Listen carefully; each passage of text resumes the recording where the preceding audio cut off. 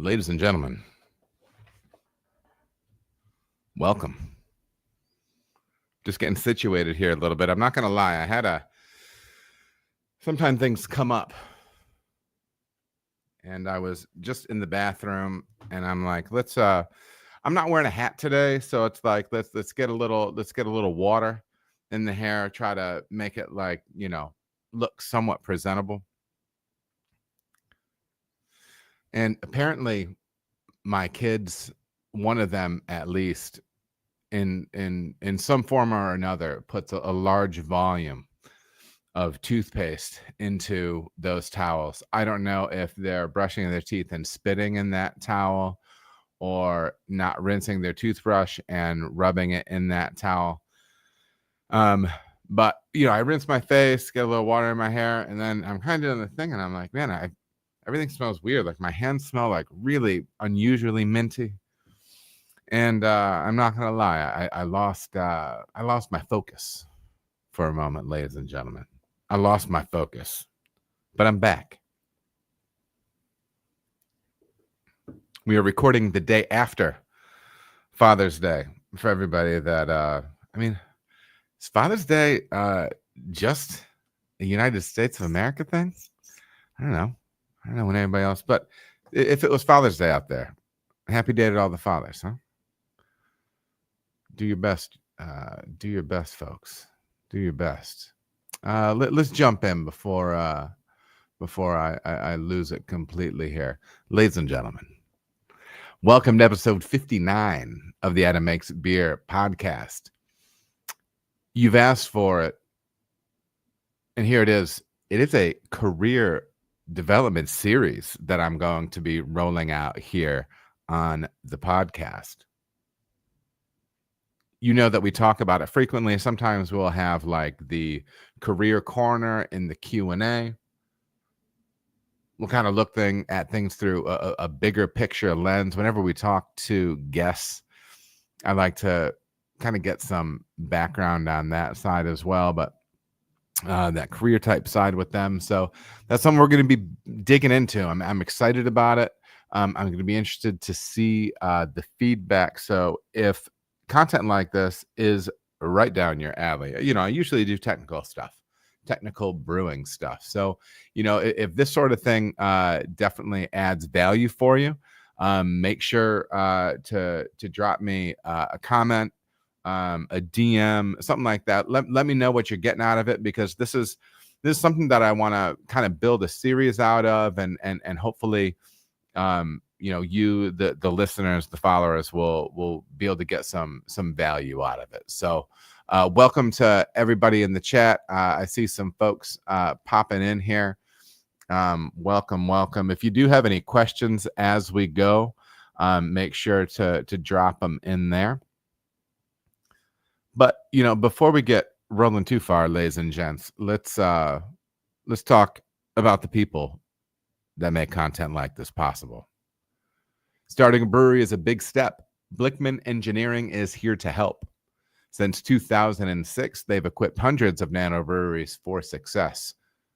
Their new 3.5 barrel Pro Surface electric brewing system cuts maintenance and saves at least 30 minutes per brew day with powerful under kettle heating. From 1 to 15 barrel brew houses to keg washers and grain mills, Blickman has what you need. Ready to go pro? Contact Phil or Tom at Pro Series at blickmanengineering.com. Blickman Engineering is a proud sponsor of this channel and loves to help brewers at every stage of their journey. Tracking and managing the financial health of your brewery is a primary pillar of success. Check out my boy David Lentz at Brewed Fiscally. This man has the industry experience and skills you need so you can focus on growing your business. Bookkeeping, fractional CFO support, financial management system design, business plan review, hit up your boy. Check him out at brewedfiscally.com or shoot him an email at david@brewedfiscally.com. He's good people. Got to wet my whistle here a little bit, ladies and gents. An outlier stream for me lately, because I've been doing so many interviews lately. It's strange, just to be rolling solo here. Chad, good to see you in the chat.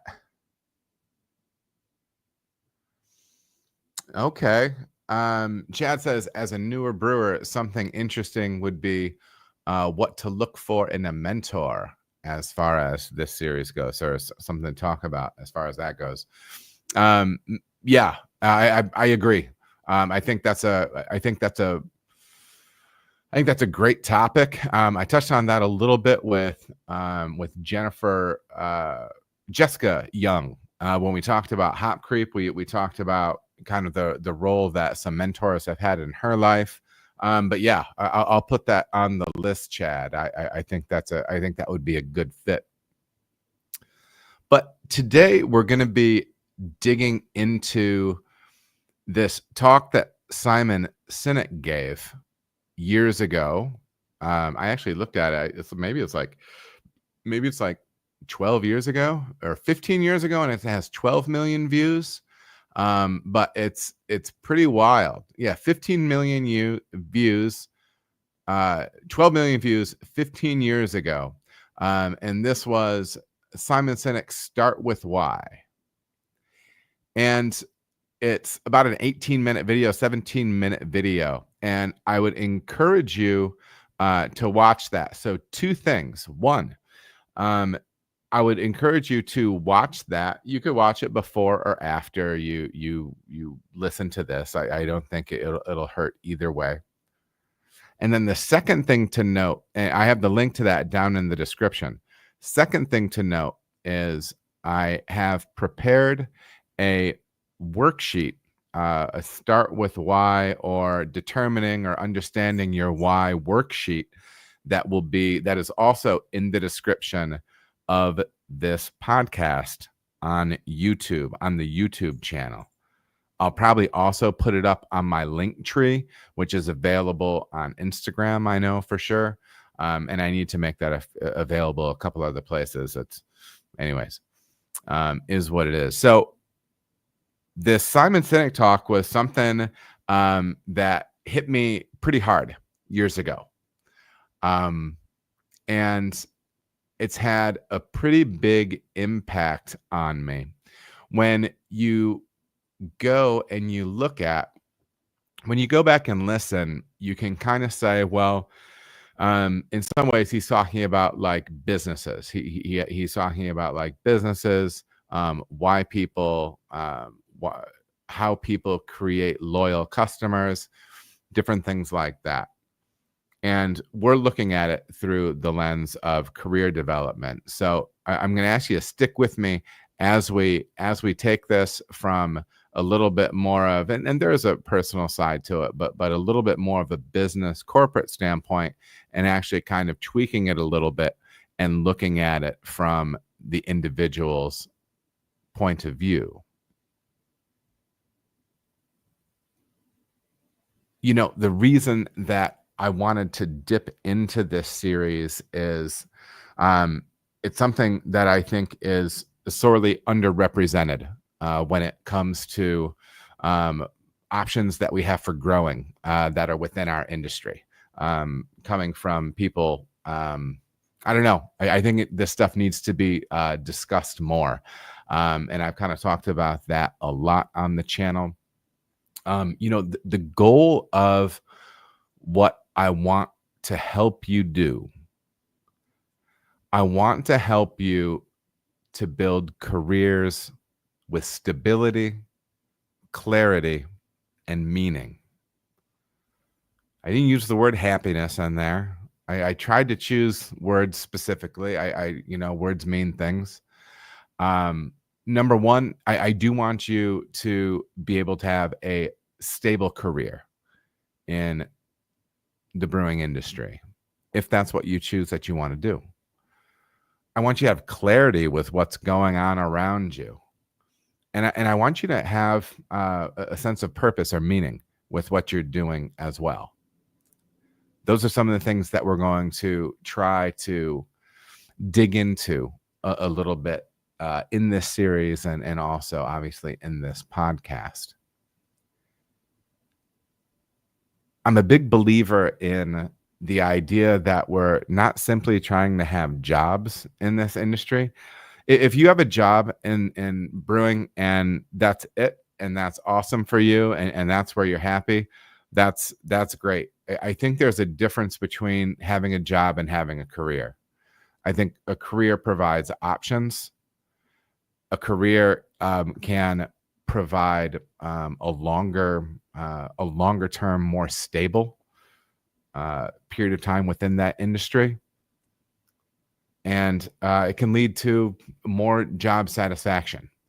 You know, I think the brewing industry is interesting because so often it's a passion driven thing, and we end up seeing both sides. We end up feeling kind of both sides of that sword, right? The passion side, the excitement, the drive, the intensity of people wanting to learn and learn and learn. But the flip side is when you love something so much, whether it's a brewery, a job position, and then something changes. I mean, you don't have to go too far to find various places on the internet where people are voicing that hurt, right? Right? Because it is something that is passion driven, taps in deep.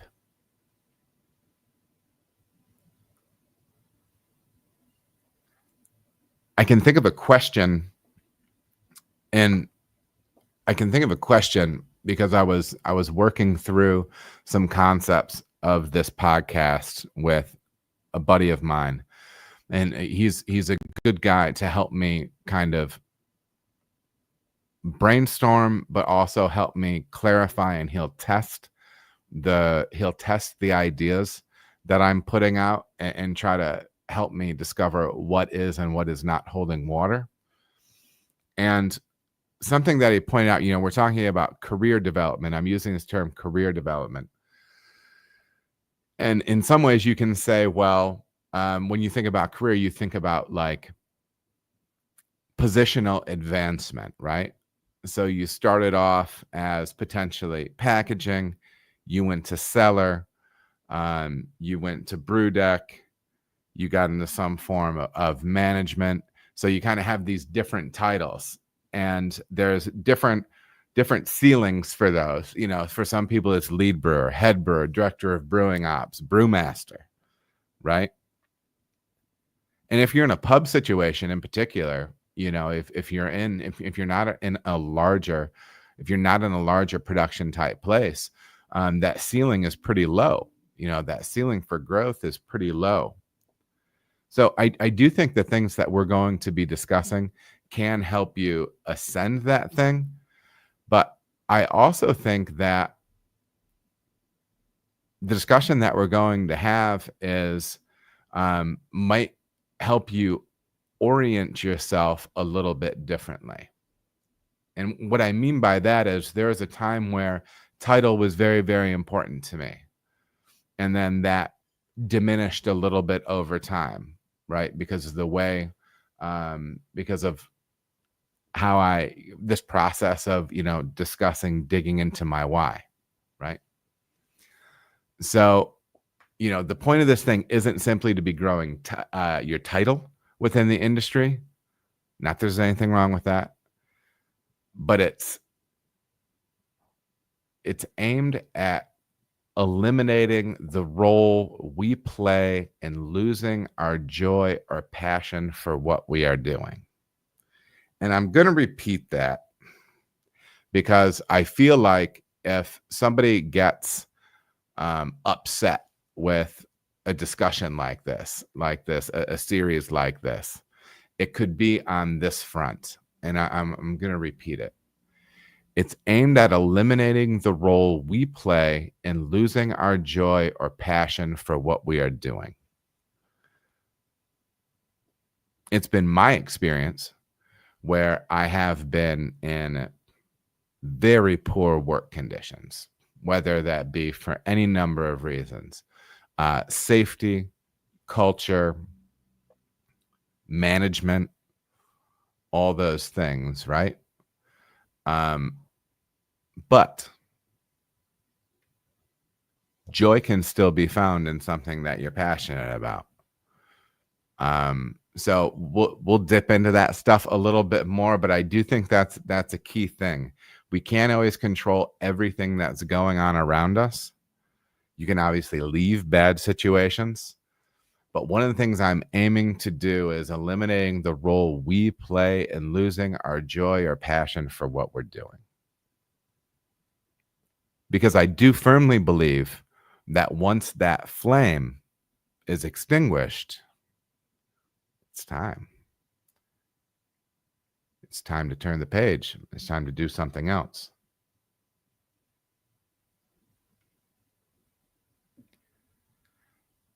As far as let me see.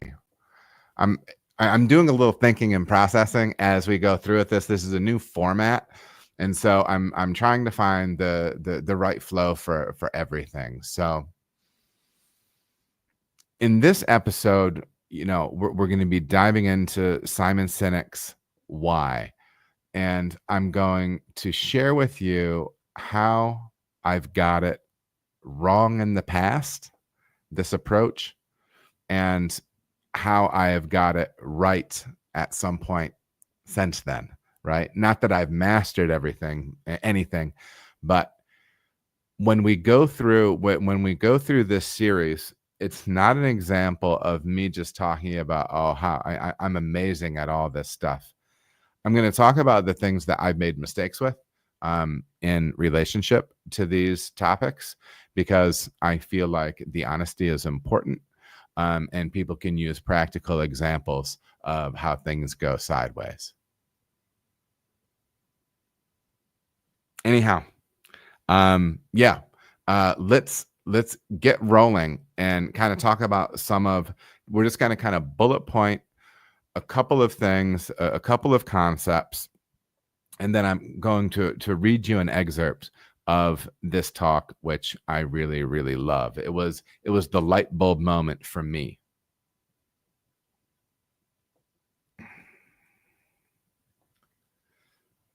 Simon starts off the video kind of talking about this idea of, the golden circle and start with why. And he puts it looks like a target on on a whiteboard. And there's 3 rings to it. There's why, how, and what. And he makes this argument that most companies know what they make, how they make it, but very few know why. Well, very few know why they make it or can convey that to the customer. In this analogy, why is at the center of this circle. Okay. So for instance, most people or companies start with what they do. Okay. So for instance, here at Adams Brewing Company, we make great beer. Okay. That's what I there's a period of time where I would tell you that's my why, right? As a brewer, I'm here to make great beer. Okay. There's nothing wrong with having great beer as a goal. All right. But what I want to do today with you is kind of help walk you through this process of digging into you personally. What is your why for doing what you're doing? He makes this point that great leaders and fulfilled professionals start with why. And he uses this line several times. To me, it's kind of the key quote that sticks out to me. People don't buy what you do, they buy why you do it. Obviously, this is looking at a business sense and almost kind of a sales sense, but this can be easily adapted to the interpersonal as well. If as a manager, as a coworker, as an owner, if I want people to buy into me, they have to buy into the why I'm there. They have to believe in that. Okay. So we're going to dip into this portion And I'm going to read a little bit from this talk. And I think it is going to show you what was the light bulb moment for me. Again, this is from Simon Sinek's Start With Why TED Talk. But if you don't know why you do what you do, and people respond to why you do what you do, then how will you ever get people to vote for you or to buy something from you? Or more importantly, be loyal and want to be a part of what it is that you do. That's kind of ding, ding, ding for us, right? Again, the goal is not just to sell people who need what you have. The goal is to sell to people who believe in what you believe. The goal is not just to hire people who need a job. It's to hire people who believe what you believe. I always say that if you hire people just because they can do a job, they'll work for your money. But if you hire people who believe what you believe, they'll work for you with blood, sweat, and tears. And nowhere else is there a better example of this than the Wright brothers. Most people don't know about Samuel Pierpont Langley. And back in the early 20th century, the pursuit of powered man flight was like the .com of the day. There's a little dated thing I said, .com. Everybody was trying it. And Samuel Pierpont Langley had what we assume to be the recipe for success.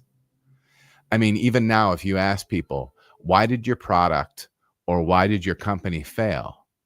And people will always give you the same permutation of the same three things: undercapitalized, the wrong people, bad market conditions. It's always the same three things. So let's explore that. Samuel Langley was given $50,000 by the War Department to figure out this flying machine. Money was no problem. He held a seat at Harvard and worked at the Smithsonian and was extremely well connected. He knew all the big minds of the day. He hired the best minds money could find, and the market conditions were fantastic. The New York Times followed him around everywhere, and everyone was rooting for Langley. Then how come we've never heard of Samuel Pierpont Langley? A few hundred miles away in Dayton, Ohio, Orville and Wilbur Wright, they had none of what we consider to be the recipe for success. They had no money. They paid for their dream with the proceeds from their bicycle shop. Not a single person on the Wright brothers team had a college education, not even Orville or Wilbur, and the New York Times followed them around nowhere. The difference was Orville and Wilbur were driven by a cause, by a purpose, by a belief. They believed that if they could figure out this flying machine, that it would change the course of the world. Samuel Langley was different. He wanted to be rich, and he wanted to be famous. He was in pursuit of the result. He was in pursuit of the riches. And lo and behold, look what happened. The people who believed in the Wright brothers' dream worked with them blood and sweat and tears. The others just worked for the paycheck. And they tell stories of how every time the Wright brothers went out, they would have to take 5 sets of parts because that's how many times they would crash before they came in for supper. And eventually, on December 17th, 1903, the Wright brothers took flight, and no one was there to even experience it. We found out about it a few days later, and further proof that Langley was motivated by the wrong thing. The day the Wright brothers took flight, he quit. He could have said, "That's an amazing discovery, guys, and I will improve upon your technology," but he didn't. He wasn't first. He didn't get rich. He didn't get famous, so he quit. People don't buy what you do. They buy why you do it. So I don't want this to have a transactional feel, because I do think that there's a lot of truth to the things that we're going to discuss today. And things like this can be done with good intention or with manipulative intention, right? On some level, right? So we're going to presuppose good intention today with what we're talking about. This idea of people don't buy what you do, they buy why you do it. When you can effectively communicate why you do something to people, you create connection, brand loyalty, interpersonal loyalty, and this word sounds heavy, but stick with me, devotion. And not like in a religious sense or something like that, right? But you know what I mean? Like for me, and pardon me for like if it's kind of like a football type analogy, but you know, there's been leaders that I've worked for that I would run through a brick wall for them. I've had some people that work for me that would run through a brick wall for me, right? So when I talk about devotion, that's what I mean. You've got that team, and man, they do anything for you, right? People don't buy what you do, they buy why you do it. It doesn't matter whether you're talking about a leadership position, a coworker, a peer-to-peer situation. What we're going to be digging in today is going to help you make connection.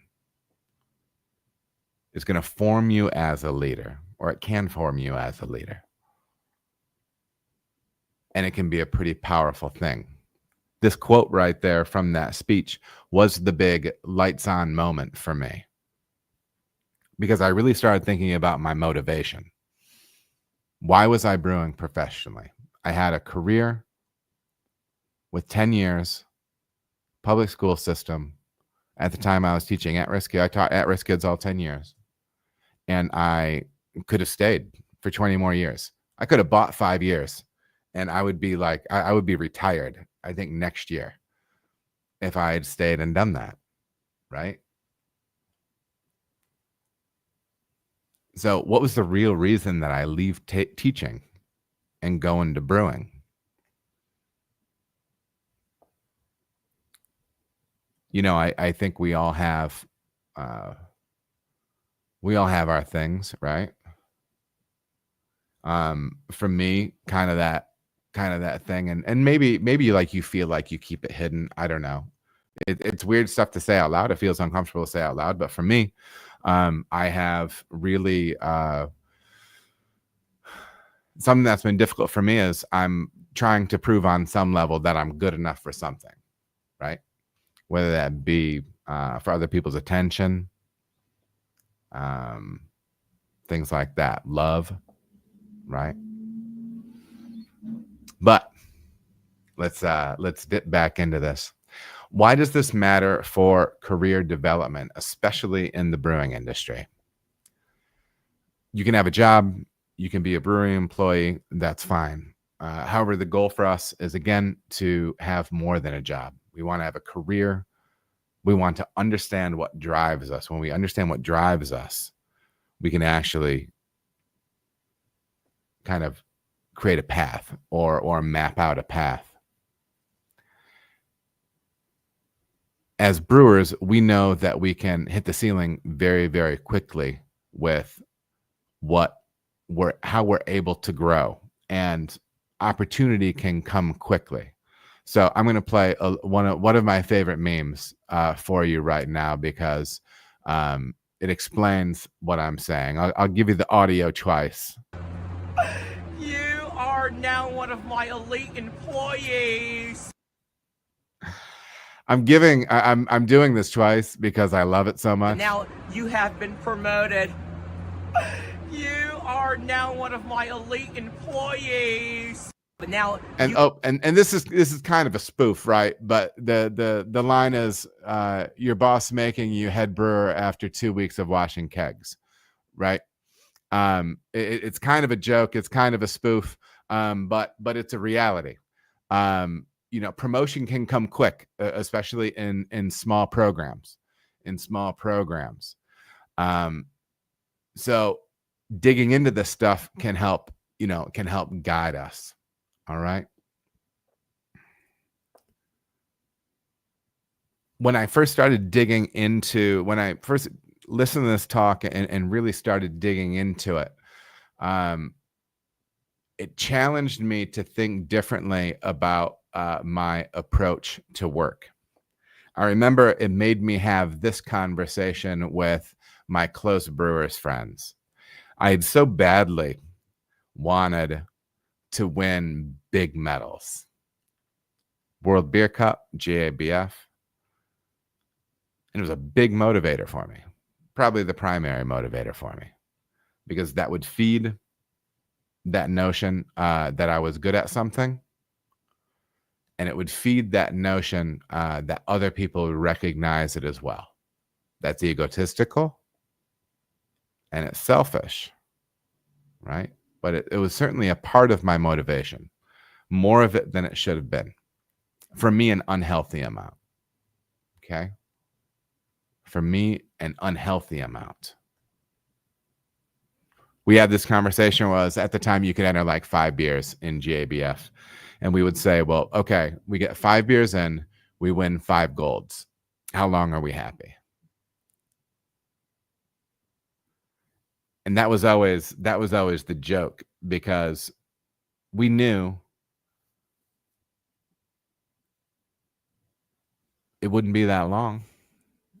Wouldn't be more than a month, I don't think, and probably be shorter. For me, those medals, when I played this, when I kind of sorted this out in my mind, in a way, those, if I had won those hypothetical 5 gold medals, for me, I was in a brew pub at the time, so it'd been brew pub of the year, brewer of the year, all that stuff. For me, those medals would start to become almost pressure, right? Because the really unhealthy way to feel about it would be, well, if I don't do it again, then the first time didn't actually mean anything. That's like, how many times do you have to repeat the impossible for me to be, how many times would I have to repeat the impossible for me to be happy? And it made me start questioning why I was doing what I was doing. What I found was, and where I have failed around this concept of understanding my workplace motivations, for me, the end result of that was a lot of anger, confusion, and further focus on myself.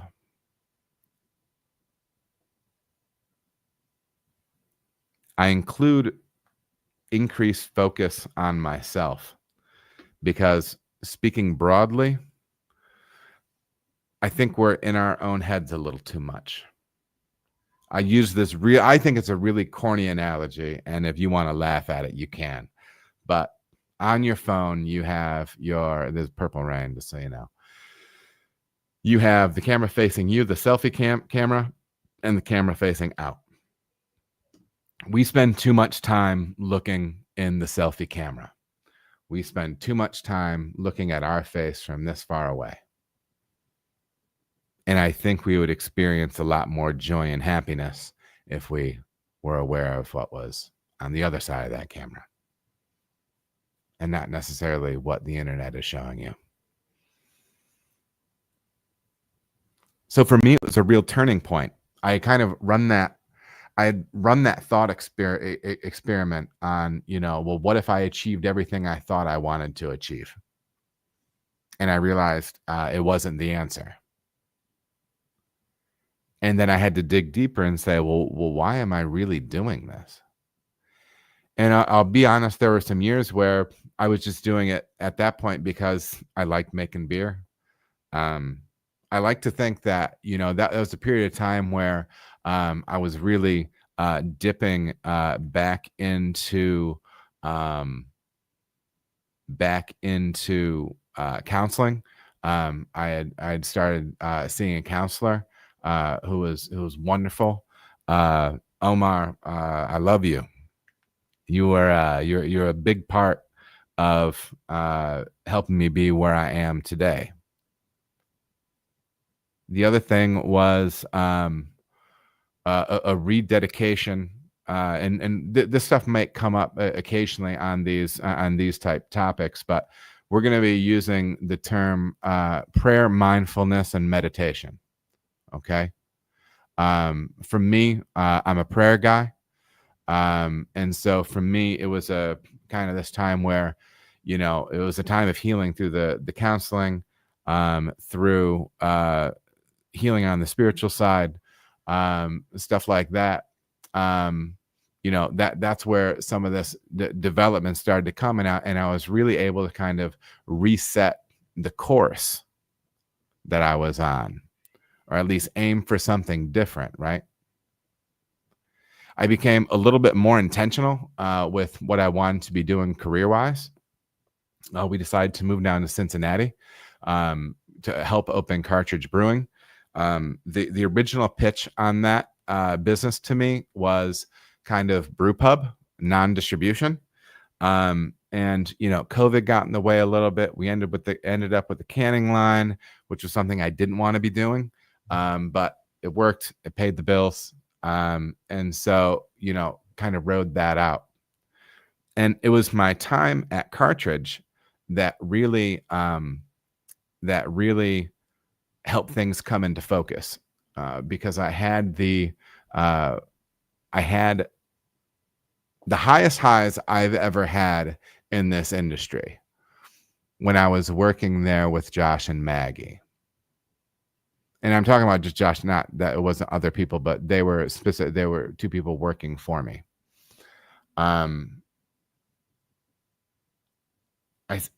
It had been a while since I had listened to Simon Sinek talk, and I was finding myself leaving work and saying, that was the best day. I just had the best 8 or 9 hours of my professional career on the beer industry side. And I started thinking about what it was.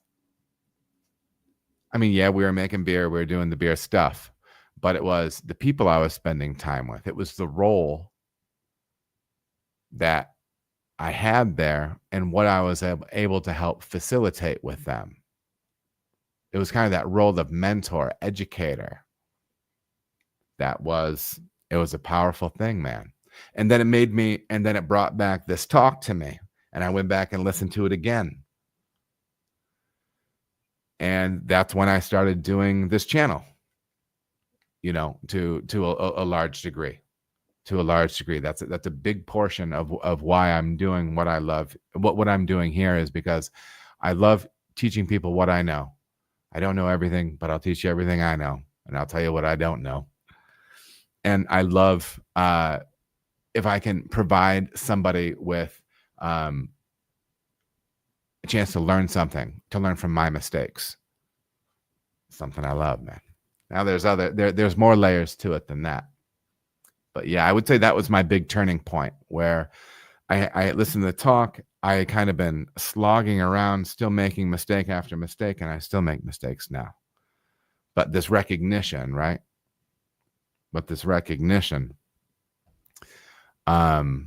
Of what really brought me joy as a person.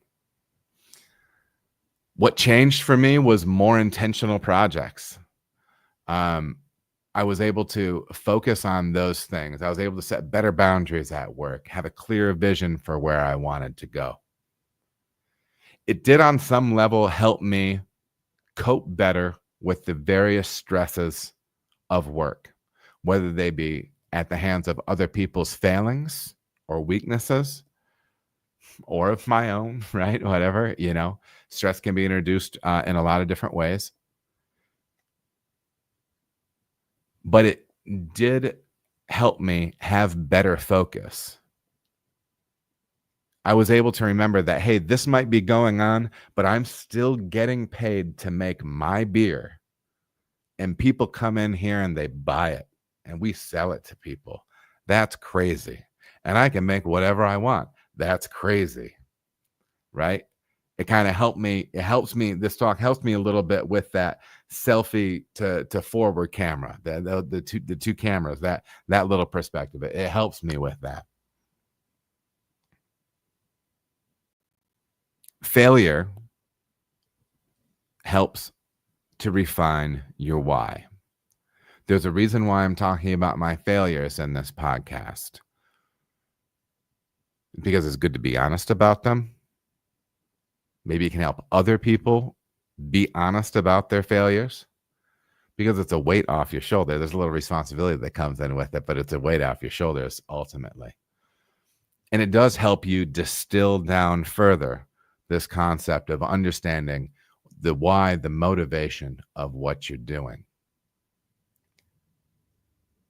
So let's help break into this concept a little bit of the of how we can be applying start with why to your career. Now, again, in the description of this episode, and I will have added to my link tree on Instagram and anywhere else I have my link tree listed, the worksheet that will go with this episode 59. So download that and check it out, and you can kind of walk through this process, but we'll kind of tick through a few things right here, and we'll see how it works for you. Beercoy, good to see you in there in the chat for those of you that aren't live or on Spotify. So how do we apply the concept of start with why within our careers? First, we reflect. We think about the moments in your job where you felt most alive, most fulfilled. And sometimes this is it's a little bit of a jokey way to talk about it, but when was the time where you walked out of work and you said, I would have done that for free? I would have done that for free. Not literally, okay? I don't need people getting militant on me saying they'd never do anything for free. Labor deserves to be paid. It does. It's okay. Just relax a little bit. Think about moments in your job where you felt most alive, fulfilled, or that you might air quotes do it for free. Next, what do these moments have in common? You're going to want to brainstorm this out. And if you download this worksheet, it gives you space in there. What do those things have in common? And personally, I've done this when I was at Cartridge, when I did some leadership development there. Think about partnering up with somebody and both walking through this. And maybe somebody that, maybe knows you a little bit or has worked with you a little bit, maybe not, a brand new person. And sometimes people can help you see the thing, that the consistent thing that is there that maybe you can't see yourself. So first, reflect on those things that you find satisfying, that you would do for free, that make you feel alive. Secondly, what do these moments have in common? And then 3, you're just going to start writing it out. You're going to try to start writing it, and you're going to start writing what your why is. And it's a challenging thing for me because I do solo podcasts for 2 hours by myself. The man likes to talk, ladies and gentlemen. But you want a simple sentence. Try this structure. I do blank so that blank. For example, I brew approachable, balanced beer so that people can connect over something excellent. That's my why on the brewer side. That's me. I like to brew approachable, balanced beer, tasty, easy drinking, so that people can connect over something excellent. That's my why for my brewer hat. My why for my content creator side, for the online educator side. This is going to be a little wordier, but I wanted, this one I didn't write down, but my why for the content side is I want to provide opportunities for people to grow and make good decisions about their time in the brewing industry, whether that be starting a brewery, becoming a brewer, different things like that. That's simple, it's straightforward. It connects to both the educational side, the mentoring, leadership side stuff, all of that. And honestly, even on some level, I do the silly memes every day on across platforms. And it's good to laugh at stuff too. You know, I mean, like 1 out of the 5 or 6 videos I release a day is funny. And it's because I like to try to make jokes. I like to make people laugh. I like to make people happy. Okay. But all that falls into it. Okay. So we've reflected, we've identified, we've written. Now, one note that I actually want to dig into here really quickly is this prayer mindfulness meditation. I think this is a really important tool, and I'm trying to hit obviously every world outlook. Okay. Obviously, there are people of faith. There are people a little bit more like, I don't know, maybe for argument's sake, you might say like like on the spiritual side of things for the meditation, or like maybe, gosh, I'm probably gonna get somebody might be like a secular humanist type approach, or science more type approach, but in general, whatever is that centering thing for you, I think it's really important. For me, and for my background, for me, my goal is, Adam, how many times do you do this? Not many, but not all the time. But my goal is morning, midday, and evening. I attempt to incorporate an inventory. And that inventory is just an evaluation of what is important to me and if my behavior is in line with what is important to me. My behavior, my emotional reactions. And listen, sometimes those things are out of your control, right? I mean, it can be difficult. It's a work in progress. It's something that we have to work on. But I do think prayer, mindfulness, meditation, once we kind of drill down on what this why is, and even refining it over time, it helps to take that morning, midday, and evening inventory of what that is. If you're a sticky note person, you can have it near the bed, on the mirror in the morning, so you can get it at night, morning and night when you're brushing your teeth, and to be mindful of that and to be aware of that. I think it's an underrated thing. I think more often than not, me personally, what I do when I'm doing it wrong is, instead of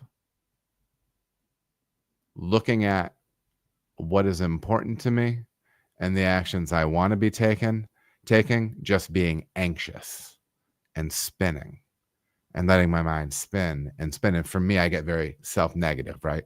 And sometimes outwardly negative. Okay. But I really encourage this 3 times a day practice. Okay. Whether that be meditation, mindfulness, or prayer for you, where you evaluate this, right? We talk about testing it now. We've reflected, identified, written, and now test it. Use your why to make one small decision this week. And this is where this inventory, this daily inventory, can help. Use your why to make one small decision this week. Say yes or no to an opportunity. Choose how to spend your time. Reframe how you show up to work.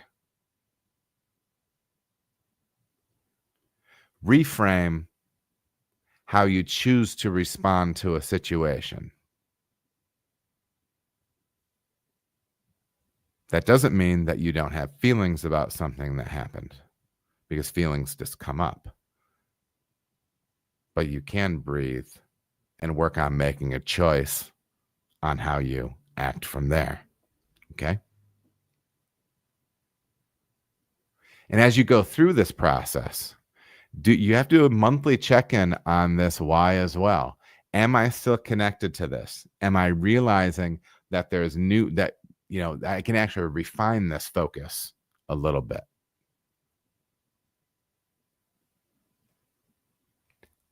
This whole find your why thing, it's not a one-time event. Okay? It's something that I have it's a mental concept that I have incorporated into my spiritual practice and my worldview. And it's bore tremendous fruit for me.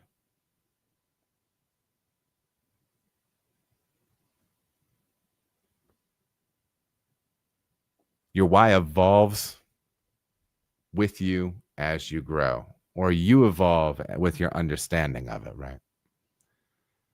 I encourage you to start this process. Listen to this talk.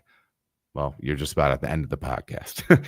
Listen to this podcast, download the worksheet, and go through it.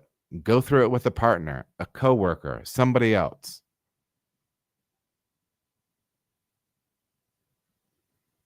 Start the process, even if you don't have it all figured out.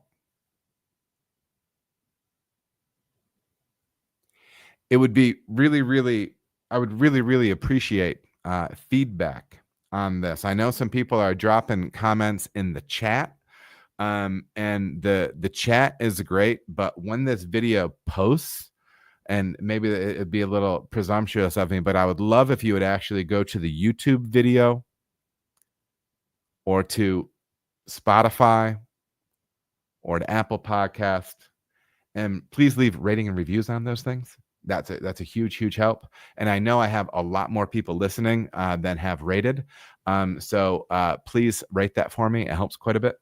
But also leave comments. Please leave your feedback. The reason I said go to those places is it's a little more permanent for me. It's easier to keep track of the comments from a systematic standpoint when it's not in a live chat.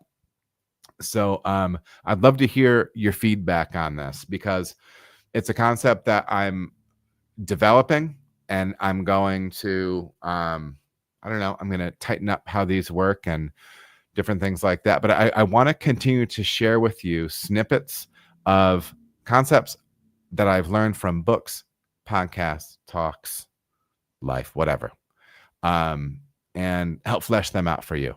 And potentially those things can help you find a little bit more consistency, joy, stability, satisfaction in the workplace. The last thing that's part of the worksheet, and this may be a little bit more of an Instagram-y thing. There will probably be a couple of short clips that come out of this onto Instagram. When you see those pop up, hit me up in the comments. There's a thing on there that says share your why if you feel like it. Hit me up in a story, in a post, in a comment, and maybe we can kind of build a little back and forth from a community standpoint of people in the brewing industry that are getting after these concepts and trying to do everything they can to put themselves in the best position possible. Anyhow, thank you so much for tuning in. The follow-up to this will be next month. This is June. There'll be a career development podcast in July. I'm still narrowing down who I want to be talking about for that. I'm kicking around a couple people right now. So anyways, stay tuned for that. Again, like, share, support my sponsors, Blickman and Brewed Fiscally. And until next time, I hope you all have a great night and I appreciate you tuning in. Cheers.